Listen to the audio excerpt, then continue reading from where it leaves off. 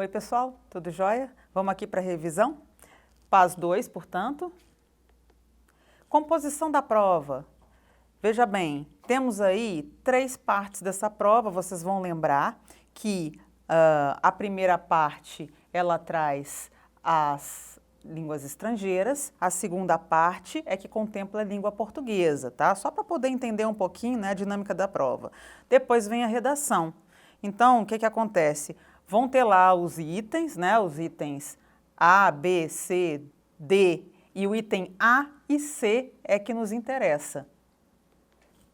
Para entender um pouquinho essa prova do PAS, eu trouxe para vocês essa questão que eu acho bem interessante. Vamos fazer uma analogia rápida, entender que competência, vamos colocar aqui, competência e habilidade, né? Você vai ter um quadro para examinar. Aí, se você caça na internet, facilmente você vai achar isso, tá? Mas lá você vai entender que competências e habilidades, né, são decisivas para você fazer e verificar a sua condição em relação à prova. Você, ao longo da vida, vai adquirindo a competência, que é a mobilização de recursos, todos os conhecimentos, todos os saberes, todas as habilidades que você vai captando, esses recursos todos que você vai reunindo ao longo da vida, vão, obviamente, fazer parte do seu repertório, tá? E esse repertório, na analogia que eu falei que eu ia fazer, é como se fosse um computador, né? Lá o processador de texto. Você aciona algumas ferramentas, não é isso?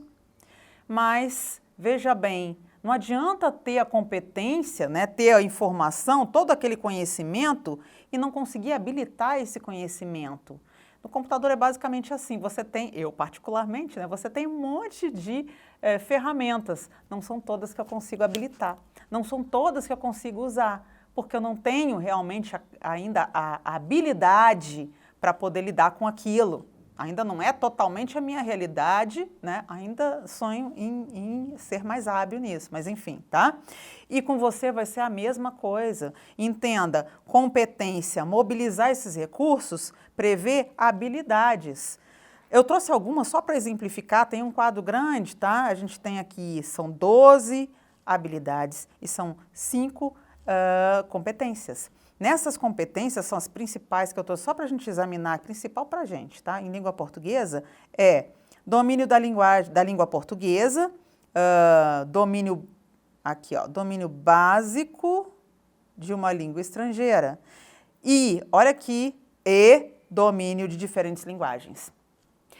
Chegamos aqui a uma relação próxima com a prova do Enem. A prova do Enem examina muito essa questão das linguagens, tá? Ou seja, das várias interpretações e mecanismos, né, que você tem ao longo do processo. O conhecimento, ele vai ser acionado e você precisa habilmente, né, extrair desse conhecimento para poder fazer a prova. Aqui na prova do PAS você tem uma pegada um pouco diferente. Aqui você tem uma questão mais, uma relação mais conteudista. Então, essa prova, ela prevê em português uma análise realmente, né, do comportamento aí em relação aos gêneros, notadamente, mas é uma relação mais próxima à questão da norma padrão. Tudo bem? Então, a gente vai verificar a norma padrão. Claro que tem questão também de variação linguística e tal, mas a gente vê menos isso prevalecer na prova do que no Enem, por exemplo. Vamos para frente aí. Visto isso, em língua portuguesa, o que a gente vai trabalhar aqui, ó? Tá? O que eu trouxe para a gente examinar? Alguns aspectos. Gêneros textuais, não vamos examinar isso tudo, né? Mas aí, conteúdos que são relacionados à prova, na verdade. Você tem gêneros textuais e discursivos. Identificar o gênero é fator decisivo para você fazer essa prova, porque as marcas linguísticas vão estar distribuídas na relação desse texto. Características pertinentes a esses gêneros que você vai ter que saber identificar. Beleza? Mecanismos de produção de sentido. Aqui entra toda aquela questão de figuras de linguagem, funções da linguagem, novamente o reconhecimento do texto, né, do gênero, da tipologia, vai prever aí para o aluno uma situação mais confortável, tá? Variação linguística, né? A variação linguística é uma pegada que vai acontecer, sem dúvida, e ela vai ser estrategicamente colocada para você fazer um estudo comparativo entre norma padrão, né, o que atende à norma padrão, muitas questões, por exemplo, né, de substituições, a gente vai ver algumas que eu selecionei. Aspectos fonológicos, eu estou falando da forma, da relação com a palavra, então o que eu posso encontrar? Por exemplo, questões de formação de palavras, questões relacionadas à verificação, né, das classes gramaticais em função, obviamente, do contexto, né, de todo um direcionamento que ele vai te dar.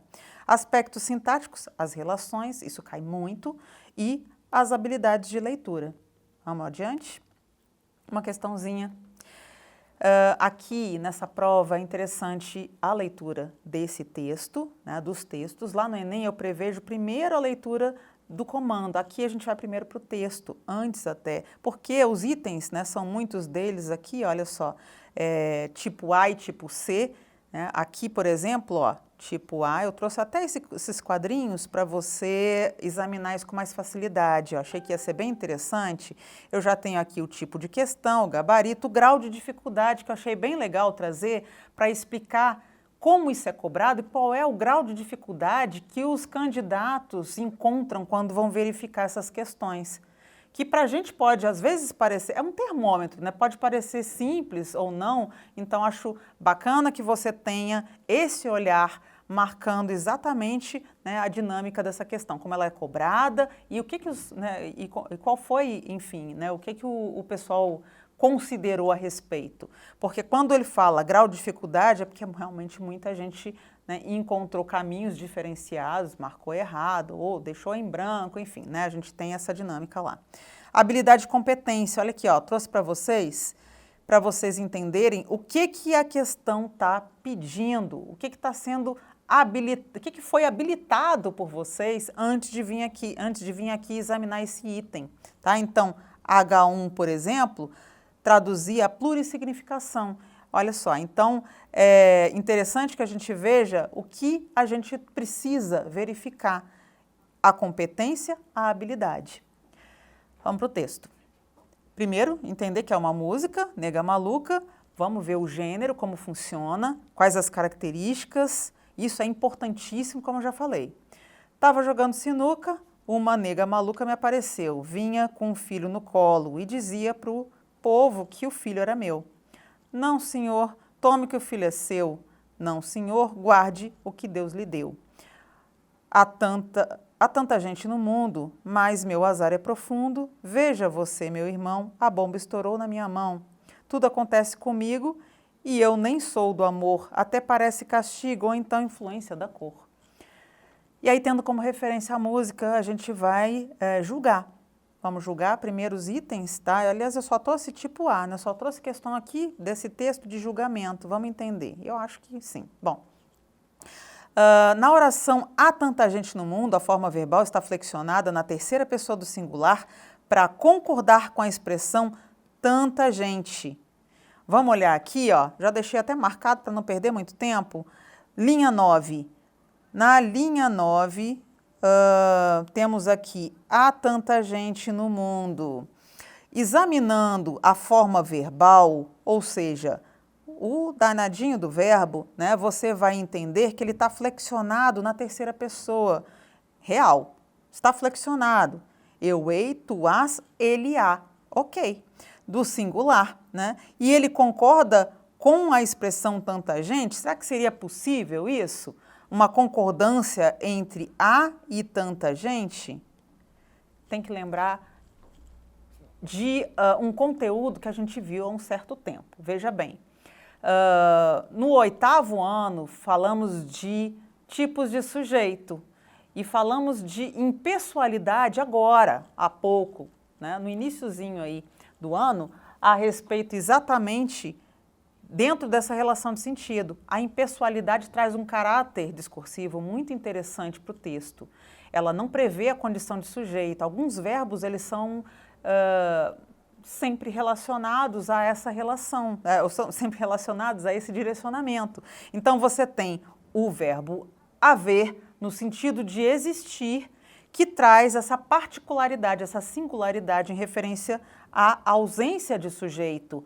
E lembrando disso, você vai verificar que não adianta ter este complemento, porque é um complemento, tá?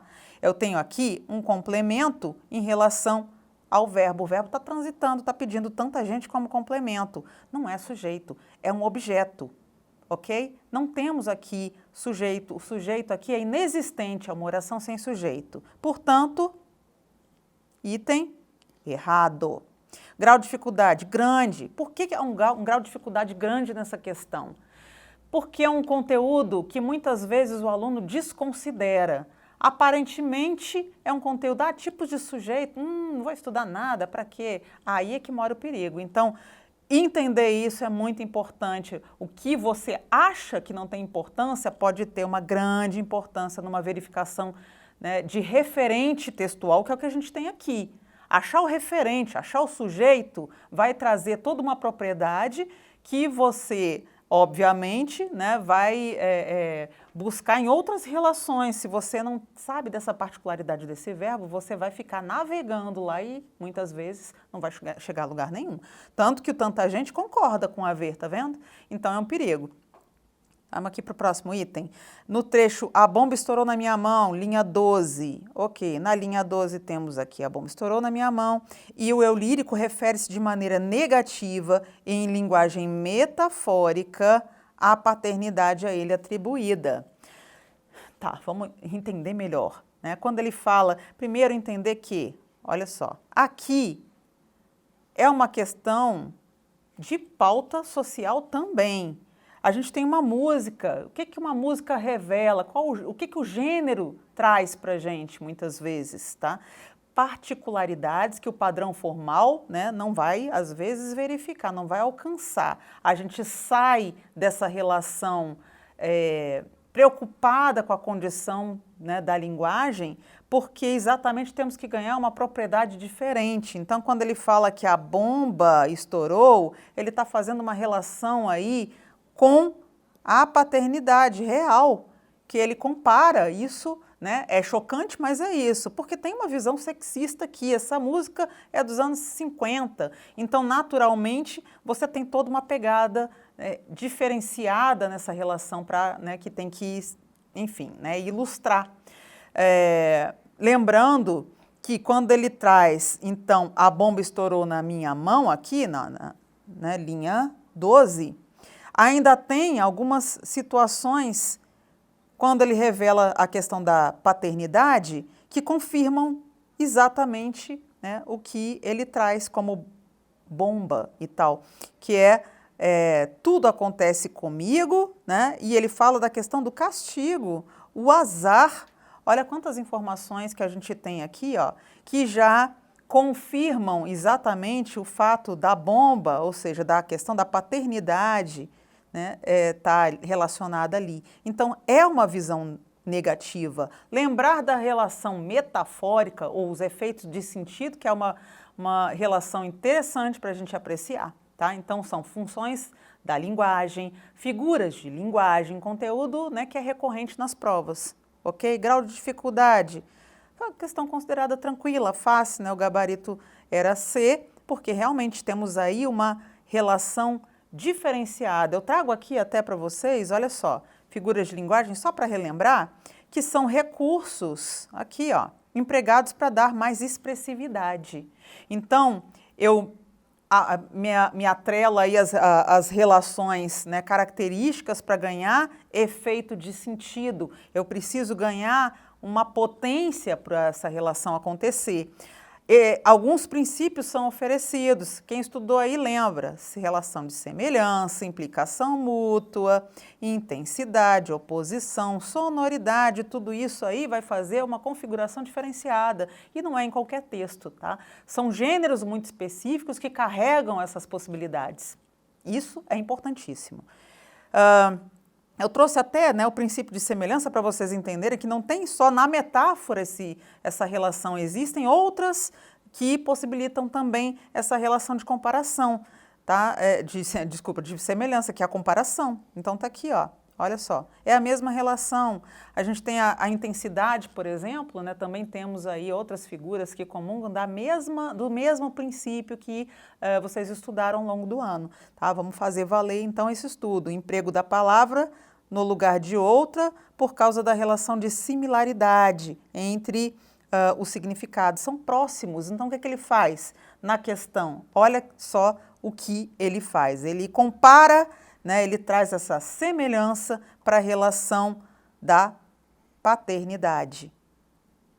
Ok? Vamos para outra?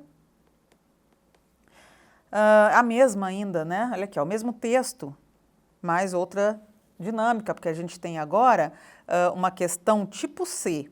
A questão tipo C, ela praticamente traz um olhar de julgamentos também.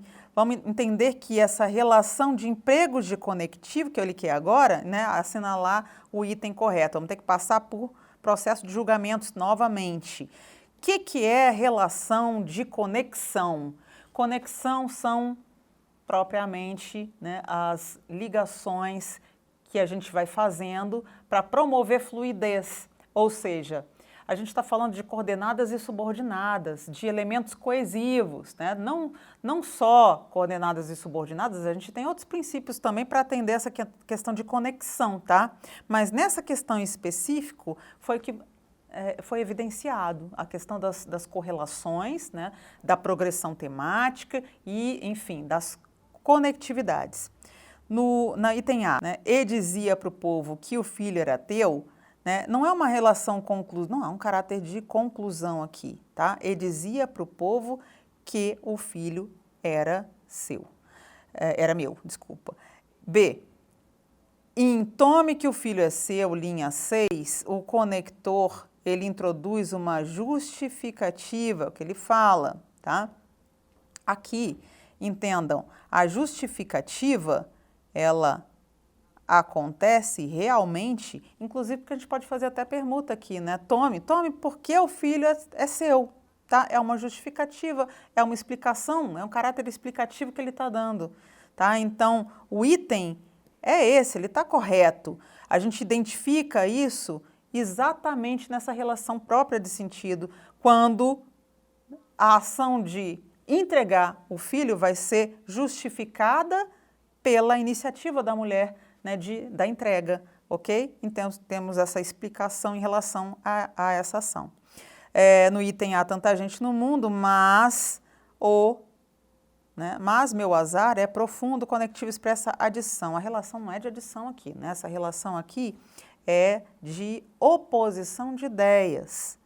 E até parece castigo ou então influência. Conectivo introduz uma oração que explica a ideia, está explicando, ou está, olha só, alternando. Então a gente tem conectivo aí com outra ideia e que não é essa. A gente fala de conexão, é interessante, né? Porque aparentemente estamos falando de mecanismos de coesão, mas coerência está junto. Lá nas redações, quando a gente corrige redação, a gente está basicamente atrelando essa condição. Para a relação de conectividade acontecer e o seu texto ter mais fluidez, naturalmente você vai ter que fazer valer a condição de sentido, ou seja, é coesão e coerência. É o caminho correto para, né, que as conexões se produzam de maneira eficiente. Beleza? Assim, sobre a habilidade, né? Habilidade 8, ó, formular, articular. Eu articulo muito melhor quando eu tenho esse conhecimento. Eu consigo entender muito melhor quando essa articulação, quando esses mecanismos são bem feitos, né? As relações, elas se constroem de maneira mais tranquila, mais, né, fluida.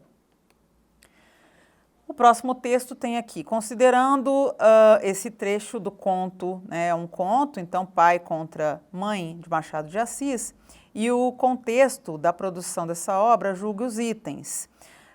Há meio século os escravos fugiam com frequência, eram muitos e nem todos gostavam da escravidão. Sucedia ocasionalmente apanharem pancada e nem todos gostavam de apanhar pancada. Grande parte era apenas repreendida via alguém de casa que servia de padrinho e o mesmo dono não era mau. Além disso, o sentimento da propriedade moderava a ação porque dinheiro também dói. No chão, onde jazia, levada do medo e da dor, e após algum tempo de luta, a escrava abortou. O fruto de algum tempo entrou sem vida neste mundo, entre os gemidos da mãe e os gestos de desespero do dono.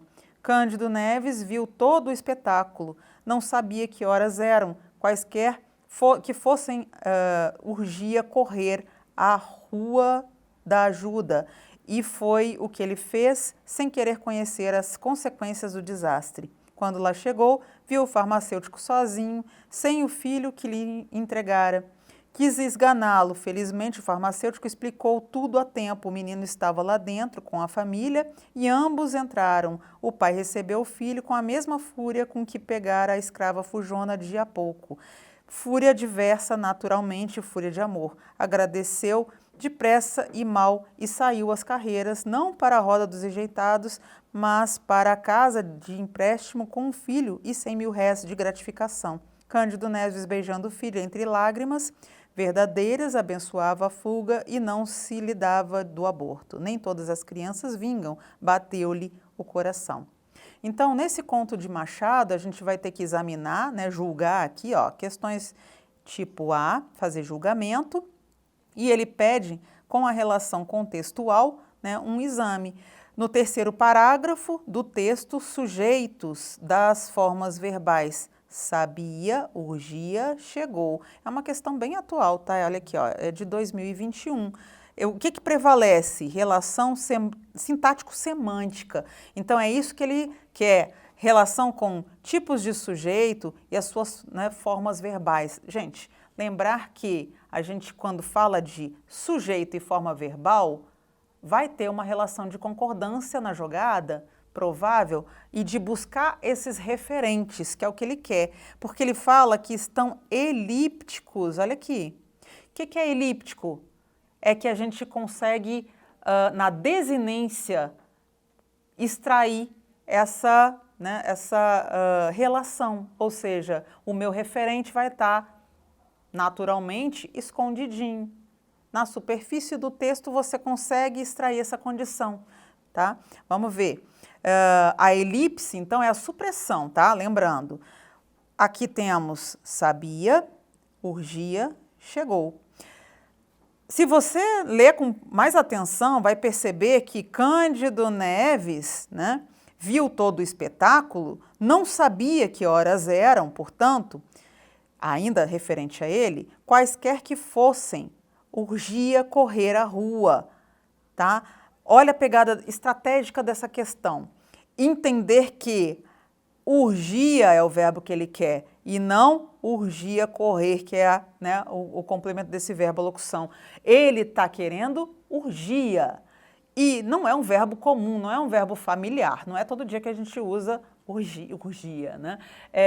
Entenda, urgia vem de urgência. O que é urgente? E não está relacionado a correr. Se fosse correr, você naturalmente entenderia que estava relacionado a Cândido Neves, mas tem um peguinho aí, tá? Urgir vem em referência a quem? Aí é que tá. O verbo aqui, ele está em pessoal, ele é um verbo que não traz essa pegada, né, de referência, porque tem outra proposta, atende a outro princípio. O chegou, sim, o chegou quando fala, lá chegou, alguém chegou, ele chegou. Quem chegou? Cândido Neves. Aí, beleza, eu tenho a relação de sentido, perfeitinha, tá? Portanto, o item só poderia estar errado. Dada a dificuldade da questão, a gente prevê o quê? Que está faltando estudo de tipos de sujeito, mas também de coesão e coerência. Na oração, o fruto de algum tempo entrou sem vida neste mundo, terceiro parágrafo, observa-se o emprego das figuras de linguagem. Olha a figura de linguagem de novo aqui, metáfora, eufemismo. a relação com o sentido, né? Tá vindo aqui na questãozinha para a gente analisar os efeitos de sentido. Como é que é essa jogada? O que que ele faz? Ele fala, cadê? Terceiro parágrafo. Tá aqui, ó, marcadinho. O fruto, aqui. Observa-se o emprego de figuras de linguagem. Lembrando do estudo de figuras de linguagem, que a gente acabou de ver, inclusive, né? Dei uma retomada, recursos expressivos, efeitos, né, expressivos na jogada. O que que ele vai fazer? Aqui, quando ele fala o fruto de algum tempo entrou sem vida. Olha aqui, novamente, vamos voltar, a relação com o princípio de semelhança. O fruto representa o quê? O que frutificou? A relação com a vida, né? Então, a gente tem naturalmente, aqui, né? Essa relação da vida e fruto na jogada, tá? Eufemismo já entra aqui sem vida ou que morreu, suavizando, tirando a intensidade. A gente também viu lá naquele último slide essa relação, né, de intensificação, que a gente tem no eufemismo, por exemplo, que é um outro princípio, né, que traz não a relação de semelhança como a metáfora, tá? Mas sem vida, né, a relação da morte. Eu tiro o peso da ideia e naturalmente trago essa questão da relação da ausência, né? E realmente fica menos presente, né? Tira essa intensificação. Olha, aqui a gente teria que usar esta habilidade, fazer inferências indutivas, dedutivas e há um caráter para essa questão da relação semântica, dos efeitos de sentido e, naturalmente, o estudo que vocês têm que fazer previamente em relação, né, a toda essa averiguação dos efeitos de sentido para a linguagem. Aqui, né, acho que seria interessante também você usar o algoritmo.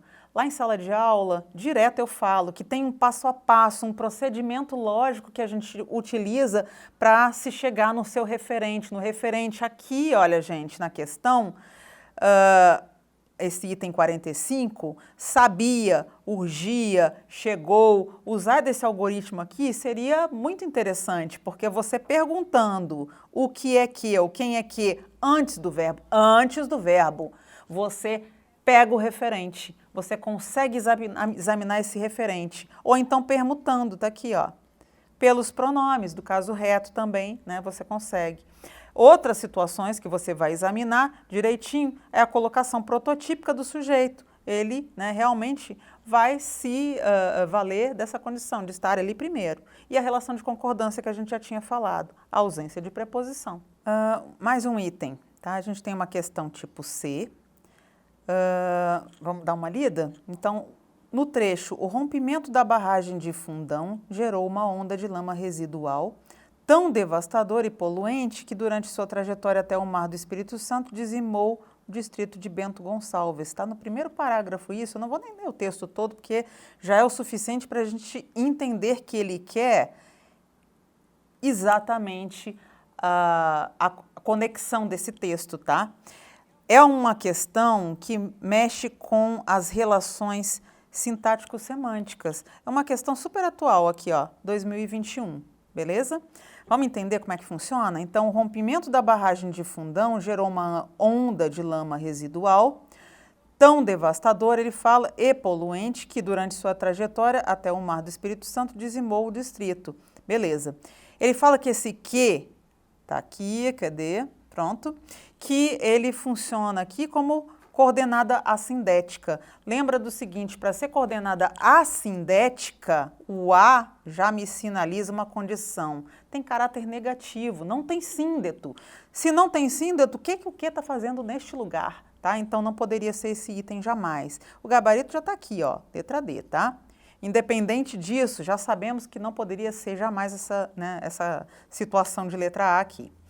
Outra coisa, subordinada adverbial restritiva, poderia confundir, né? Porque a restritiva, ela faz o quê?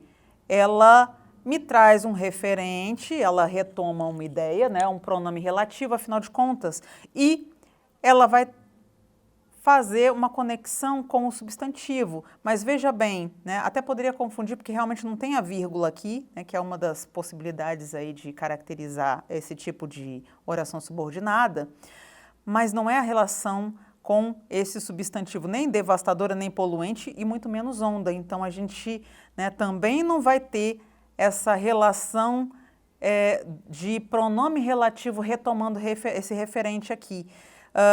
Sobre substantiva apositiva. Cadê o sinal de pontuação? A gente tem que ter uma sinalização de pontuação para trazer esse caráter da apositiva, que vai trazer mais uma informação, né, que é o que faz a apositiva, ela traz mais uma informação.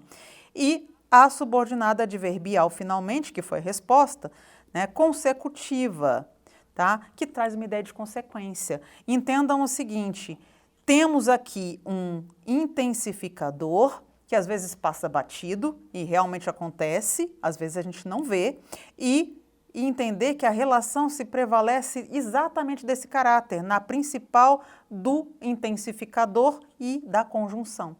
Portanto, item D, este é o correto. Entenderam? Então, assim, essa prova, ela vem numa pegada muito conteudista. Você vai ver, né, que língua portuguesa vai oferecer várias relações. A gente viu aqui, ó, tipos de sujeito, vimos relação de efeito de sentido, então são muitas as possibilidades. Olha, é um tiro no escuro, né? Mas dentre essas possibilidades, a gente às vezes, enfim, acha que pode acertar o que realmente vai oferecer a prova, tá? Aqui eu dou meu palpite. Temos muita coisa na bagagem. Os conteúdos que estão relacionados à prova são esses aqui, mas claro que você vai ter a possibilidade de acertar dependendo, né, do que você fizer aí na sua verificação, na sua revisão. É importante que você retome todos esses aspectos, faça o seu resuminho e reative a lembrança para você retomar essas matérias, esses conteúdos, de modo que você consiga realmente um bom resultado, ok? Então é isso.